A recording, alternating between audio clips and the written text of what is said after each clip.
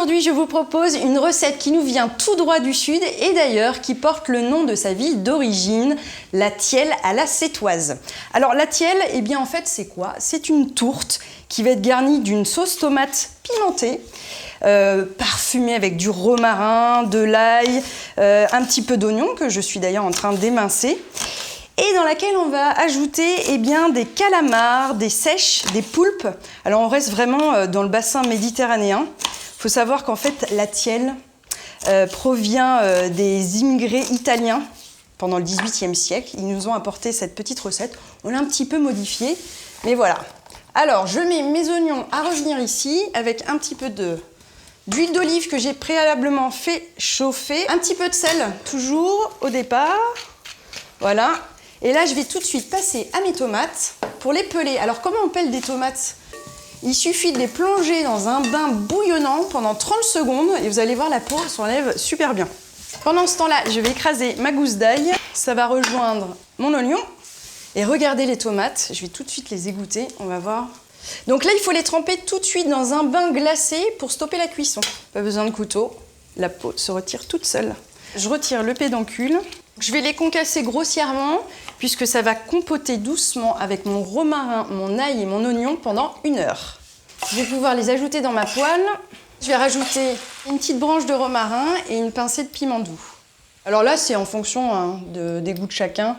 Eh bien, je vais tout de suite retrouver mes céphalopodes. Alors, qu'est-céphalopodes? Eh bien, ça veut dire littéralement les pieds à la tête. Regardez pourquoi. Nous avons les pieds ici et la tête ici. Alors là, j'ai un poulpe. Plus ou moins gros, il peut y en avoir de différentes tailles, de la taille d'un ongle de pouce par exemple, jusqu'à 15 mètres. Là, ça nourrira les cachalots, pas nous. Je vais m'attaquer tout de suite aux tentacules de mon poulpe. Alors, je vais en prendre quelques-unes et je vais les couper en anneaux. Donc le poulpe, je comprends que ça puisse nourrir certaines frayeurs ou films d'horreur, par exemple. Il y a beaucoup de légendes autour de ça, mais il faut savoir qu'une fois nettoyé, c'est quelque chose qui se cuisine très très bien. Et d'ailleurs, ça fait partie de nombreuses cuisines du monde, puisque les poulpes, les calamars ou encore même les seiches se trouvent dans toutes les mers du globe. Alors, je vais en faire une deuxième. Ensuite, je vais passer à ma seiche. Pareil, je vais l'émincer grossièrement. Prenez-les bien fraîches. Voilà, le calamar maintenant. Le calamar est une chair bien blanche avec un petit goût sucré. C'est vraiment très bon, j'aime beaucoup. Je vais les recouper un petit peu en cubes. Allez, direction la casserole. Hop. Un peu de sel, un peu de poivre. C'est parti pour 1 heure.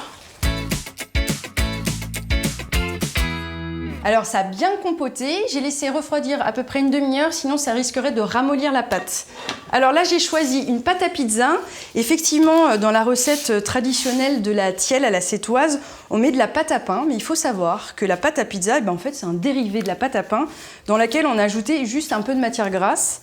Et là en l'occurrence on a mis de l'huile d'olive, donc on reste encore dans les produits du sud de la France. Donc j'ai huilé mes petits moules ici.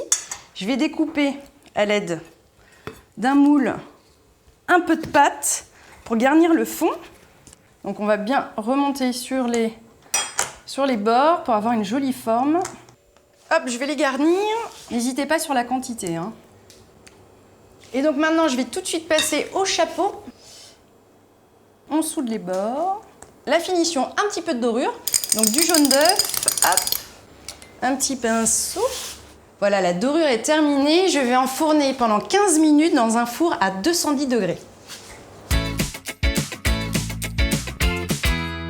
Faites refroidir vos tielles avant de les démouler, c'est bien plus pratique. Je vais les accompagner avec un peu de salade. J'ai choisi ici de la feuille de chêne. Et je vais mettre une vinaigrette à base d'huile d'olive et de vinaigre balsamique pour rester dans les saveurs du sud. En voilà une et la petite deuxième. Et voilà, mes tielles à la sétoise sont terminées. Je vous propose pour accompagner cette recette sud de France, un coteau du Languedoc, pique-poule de Pinet bien frais. Moi, je vous souhaite un très bon appétit et je vous dis à très vite pour une prochaine recette.